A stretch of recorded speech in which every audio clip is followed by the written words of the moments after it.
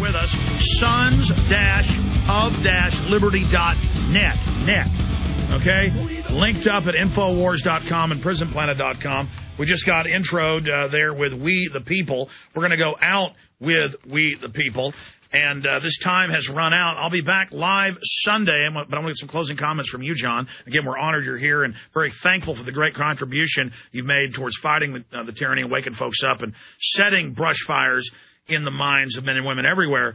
Sunday, 4 to 6 p.m. in the aftermath of Copenhagen. We don't know how bad this agreement's going to be. It's got the global government and the global tax, but it's only got 2 of the global taxes in it. We'll know Sunday what happened. 4 to 6 p.m. Be sure and join us, and we'll be back live Monday, ladies and gentlemen, as well. So, John, again, great to have you here. The guys are going to take you out and show you around Austin. I got family in town. I wish we could hang out. But certainly I want to ask you to come back to Austin when you get back from tour in the next 3 or 4 months, because I really like what you're doing and want to work with you more. But in closing, we got 4 minutes left. You've got the floor. Jon Schaffer, founder of Iced Earth and Sons of Liberty, launching his free album today for you. Take advantage of it, folks. A new weapon in the info war. Jon Schaffer. I guess my biggest thing is that I'm pleading for people to be open-minded, about this, and to try to break free from the left-right paradigm, because it's a fraud. I don't care about the rhetoric. Don't trust what these people say. You need to watch what they do. You need to watch their actions. And it's becoming more and more clear to me that things are clearly not what they seem. So I'm just begging people to think outside of the box a little bit, learn what it means to be an American, study the Constitution, go back, study the founders. Look, they warned us everywhere about this exact thing that's going on.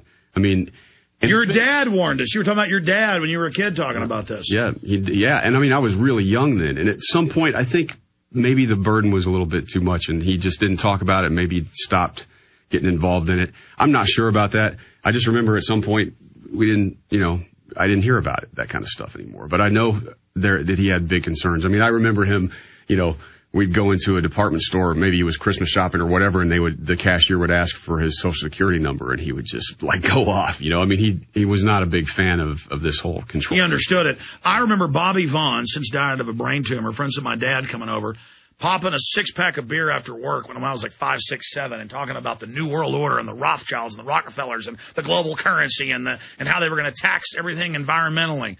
And they had all the documents. And, of course, my dad wasn't really a member of the JBS. In high school, he'd given some speeches to conservative groups. But I remember the JBSers coming over to the house. And so I think those are seeds, again, that were planted that later awakened. Yeah. And, you go back and watch what Robert Welch said in the 70s, warning. And it's happening. It's what they're doing. So, and notice how they get attacked by people, by COINTELPRO saying they're feds. No, judge a tree by its fruits. The JBS has done a great job. Absolutely. And I'm going to be joining that society here shortly. So, because I just think that this whole thing, you got to give it to them. It's ingenious. There's no doubt. And they have pulled off something that I think we're living in the most historic times on the planet, actually, right now. This is big stuff. And people... We're actually blessed to be alive now. I agree. God tests us, man. This is our medal. We're given all this decadence to make us stand down while this scientific dictatorship comes in. Will we have the strength to wake up and put it down and slay the dragon? I think we do. And I actually, the funny thing is, I always... in interviews, when people would ask me, if you could time travel, where would you go?